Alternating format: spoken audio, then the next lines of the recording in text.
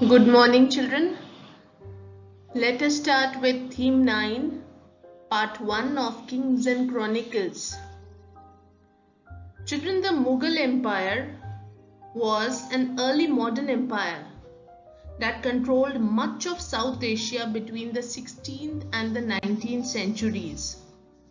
For some 2 centuries, the empire stretched from the outer fringes of the Indus Basin in the west, northern Afghanistan in the northwest, and Kashmir in the north, to the highlands of present-day Assam and Bangladesh in the east, and the uplands of the Deccan Plateau in South India.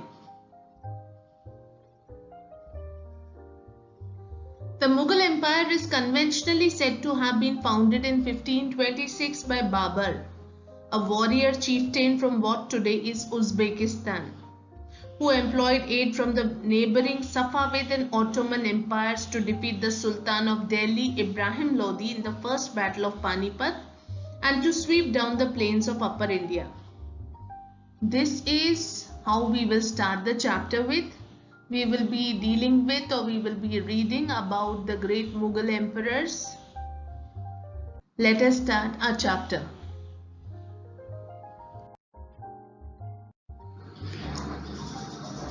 Introduction. The Mughal kings commissioned court historians to write accounts of their achievements. The Mughal Age Chronicles give us information about the institutions of the Mughal state. These texts clarify those policies which Mughal rulers sought to impose on their domain, on their people, on their public. These accounts recorded the events of the emperor's time. The writers collected vast amounts of information from the regions of the subcontinent to help the rulers govern their domain. Modern historians who write history in English have termed those accounts as chronicles because the accounts give information in chronological order. Chronicles are an indispensable source for any scholar wishing to write a history of the Mughals. They were a repository of factual information about the institution of the Mughal state. They were intended as conveyors of meanings that the Mughal rulers sought to impose on their domain, on their public. Mughal. The term Mughal is derived from Mongol, but the Mughal kings did not call themselves as the Mughals. They called themselves as Timurids, the descendants of the Turkish ruler Timur. During the 16th century, Europeans used the term Mughal to describe the branch of the family of Timur. The main rulers of the Mughal dynasty, starting from Babur, he ruled from 1526 to 1530. Humayun 1530 to 1556. Akbar 1556 to 1605. Jahangir 1605 to 1627. Shah Jahan 1627 to 1658. Aurangzeb 1658 to 1707. This is called as the chronology. This is what was the time period of their rule. Zahiruddin Muhammad Babur. Zahiruddin Babur was the founder of the Mughal Empire. He was the first emperor of the Mughal dynasty in the Indian subcontinent. He was expelled from his homeland Fargana by the Uzbekians or the Uzbeks.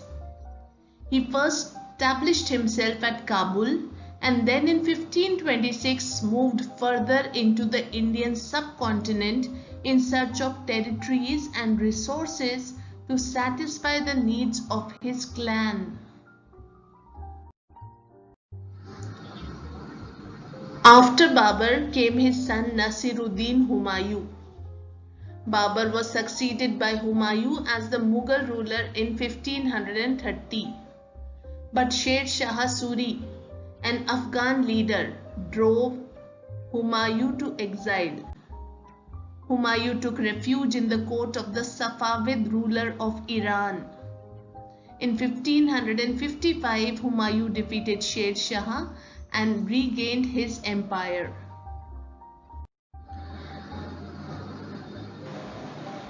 Jalaluddin Muhammad Akbar, born October 15, 1542, at Umarkot, now in Sindh province in Pakistan, died approx October 25, 1605, at Agra in India, the greatest of the Mughal emperors of India. He reigned from 1556 to 1605 and extended his Mughal power over most of the Indian subcontinent. He is considered to be a great ruler of the Mughals. He expanded his empire and made it as the largest, strongest and the richest kingdom at the time of his rule.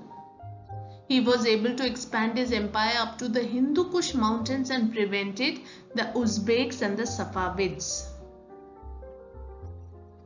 In order to preserve the unity of his empire, Akbar adopted programs that won the loyalty of the non-Muslim populations of his realm. He reformed and strengthened his central administration and also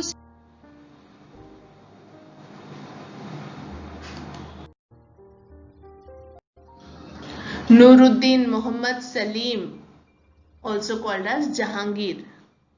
He was the fourth Mughal emperor who ruled from 1605 until his death in 1627. His imperial name in Persian means conqueror of the world, world conqueror. Prince Salim succeeded to the throne on Thursday, 3rd November 1605, 8 days after his father's death. Mehrunisa or Noor Jahan occupies an important place in the history of Jahangir. Shahabuddin Muhammad Khurram, also called as Shah Jahan, 5th January 1592 to 22nd January 1666, better known by his regnal name Shah Jahan. In Persian it means king of the world. Was the 5th Mughal emperor who reigned from 1628 to 1658. He came after Babur, Humayun, Akbar and Jahangir, who was his father. His mother was Princess Noor Jahan, a woman who had taken power over her husband during the last years of his reign at a time when he had fallen into the grip of drugs. Born on 5th January 1592 in Lahore. He died on January 22, 1666 in Agra at the age of 74 years. He is known as Shah Jahan, sometimes spelled Shah Jahan, but his official name is Shahabuddin Muhammad Shah Jahan. He is widely considered one of the greatest Mughal emperors. Under his reign, the Mughal Empire reached the peak of its glory. Although an able military commander, Shah Jahan is perhaps best remembered for his architectural achievements. His reign ushered in the golden age of Mughal architecture. Shah Jahan commissioned many monuments, the best known of which is the Taj Mahal in Agra, which entombs his favorite wife Mumtaz Mahal. Shah Jahan erected many splendid monuments, the most famous of which is the Taj Mahal in Agra, the Pearl Mosque in Agra, the Palace and the Grand Mosque in Delhi, or the Throne of the Peacock, which is said to be worth millions of dollars. According to modern estimates, are all constructions of Shah Jahan. He was the founder of Shah Jahanabad, now known as Old Delhi. There were also other buildings initiated by this creative emperor, the Diwan-e-Am and Diwan-e-Khas in the Red Fort of Delhi, for example. Besides, the court of the emperor was, it seems, of a high quality and very impressive. For the European visitors of the time who came, they said this: the throne of the peacock with its flamboyant procession of natural colors giving the illusion of movement was in rubies, sapphires and emeralds also. Many nobles possessed great wealth too. The name of Shah Jahan comes from the Persian, which means king of the world.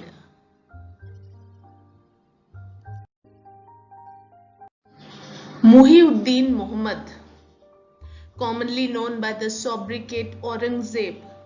In Persian it means ornament of the throne, or by his regnal title Alamgir. In Persian it means conqueror of the world. Was the sixth Mughal emperor who ruled over almost the entire Indian subcontinent for a period of 49 years. Aurangzeb is known for being the emperor of India from 1658 to 1707. He was the last of the great Mughal emperors. Under him, the Mughal Empire reached its greatest extent, although his policies helped lead to its dissolution also. Widely considered to be the last effective ruler of the Mughal Empire, Aurangzeb compiled the Fatwa-e-Alamgiri and was among the few monarchs to have fully established Sharia law and Islamic economics throughout the Indian subcontinent. He was an accomplished military leader whose rule has been the subject of praise, though he has also been described as the most controversial ruler in Indian history. When Shah Jahan fell seriously ill in 1657, the tension between the two brothers, that is Dara and Aurangzeb, made a war of succession seem inevitable. By the time of Shah Jahan's unexpected recovery, matters had gone too far for either of the sons to retreat. In the struggle for power, that is between 1657 to 1659, Aurangzeb showed tactical and strategic military skills, great powers of dissimulation and ruthless determination, decisively defeating Dara at Samugarh in May 1658. He confined his father in his own palace at Agra. In consolidating his power, Aurangzeb caused one brother's death and had two other brothers, a son and a nephew, executed. This was the first part, children, of Kings and Chronicles. Now meet you again with the second part. Thank you.